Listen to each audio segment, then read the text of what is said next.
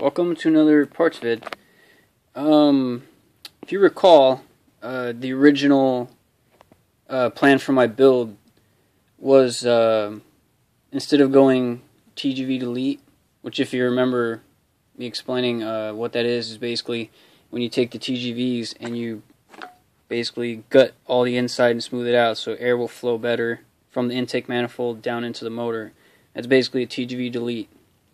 But I was going to take it one step further by getting these, which are made of composite material, so that there's less likely that heat will transfer from the actual motor up through these up into the intake, so that the air won't get any hotter than it already is going to get. But last second, instead of doing that, and I was also going to take my intake manifold, the stock one, and I was going to have Grimspeed port and polish and heat coat it. But then again, last second, I decided to go with a long runner. And the long runner, because of the way it is, can't fit the fuel rails that I was going to fit onto these. So I had to get other fuel rails. So now I have long runner intake, different fuel rails, and the long runner doesn't need these. So I'm not going to use these anymore. But instead of just running the long runner with just gaskets under it and then the block, I'm going to run these. These are phenolic spacers. These are 19 millimeters thick. I always thought it was like a rubbery type of deal, but if you listen to it, it's hard. And yeah, like I said, it's basically the shape of the outside of the underneath part of my long runner intake manifold. So it's pretty much the outline of it, just thicker. So this will space the intake manifold up off the actual motor. And then there's two gaskets in each package, so you put on either side of these. And that's basically going to be my setup. So they'll have gaskets, intake manifold. Yeah. I was actually commenting with somebody not that long ago. We were talking about how the stock intake manifold is already good, and I totally agree, 1000%. I think I said it in my other video. The intake manifold is good for like 500 horsepower, possibly even higher. But my mechanic and I, we both agree that, from our point of view, from our opinion, our experiences, we like the long runner better.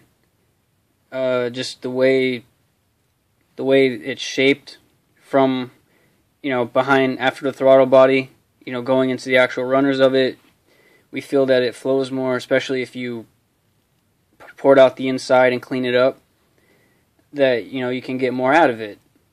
So, and a lot of my knowledge comes from him, from his knowledge and experience and trial and error and all that. So I am putting a lot of faith in him, but I mean, if you've seen or driven his daily car, which is like 500 to the wheels, and he basically like slapped it together in his off time because he doesn't really have too much spare time. I mean, that's why I'm just going with the flow. He mentions stuff, I research it, come to find out he's right, and I never knew about it, and then I get the stuff.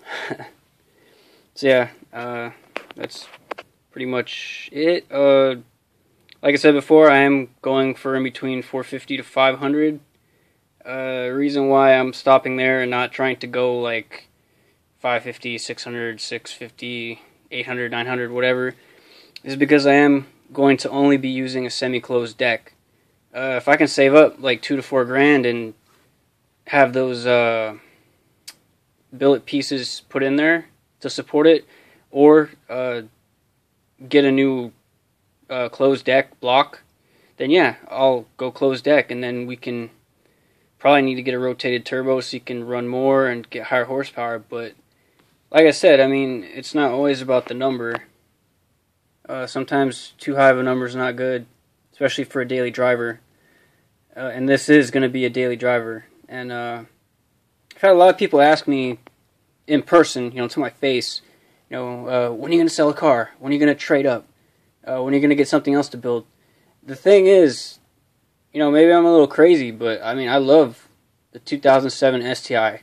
That specific model, that specific car. That's the only car I want to mess with. If somebody handed me a Bugatti, I would sell that piece of garbage and I would put the money towards the Subaru. Why? Because I love it. And I was kidding about a piece of garbage. The Bugatti is an awesome car. Even though, you know, if you go full throttle, you run out of gas in like half an hour. But that's just me, you know. I'm just fixated, obsessed on the 07 STI. That's it. You know, I don't want an 05, I don't want an 02, I don't want a new 2014 or 15. I want the 07. I want to build the shit out of it. And, you know, everything's custom and everything's awesome and on point. And then I just want to drive it, have fun, and smash people that are next to me. That's basically what I want to do. You know, I want to customize the car as far as it can go. You know, as far as I can take it with my means of livelihood and the money I can accumulate. And I also want to mention, too, the car's paid off. All these parts are paid off. I don't owe a dime on it. I got money in the bank.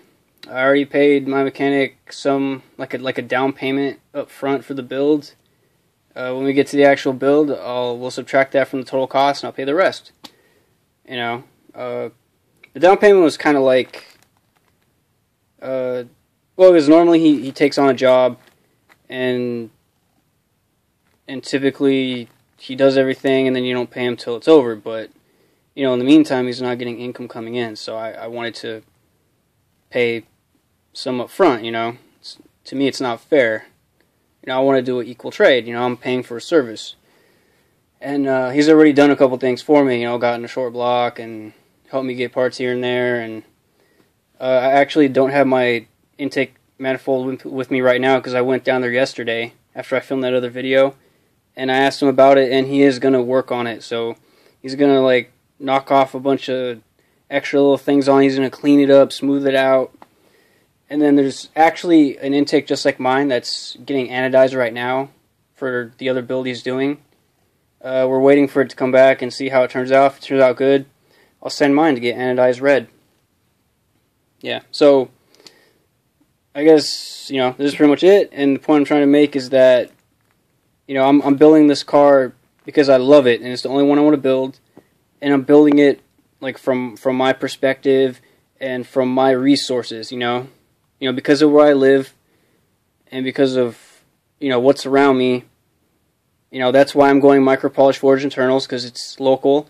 That's why I went Devil's Own methanol injection instead of Aqua Mist or Snow or AM, because it's local.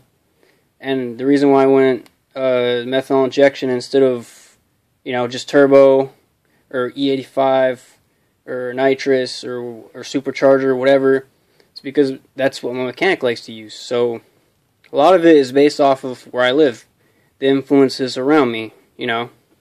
And of course that affects like what type of fuel you can get because, you know, what's around you and all that. But yeah, so this is literally, you know, my build. Yeah. Alright, well, catch you guys later.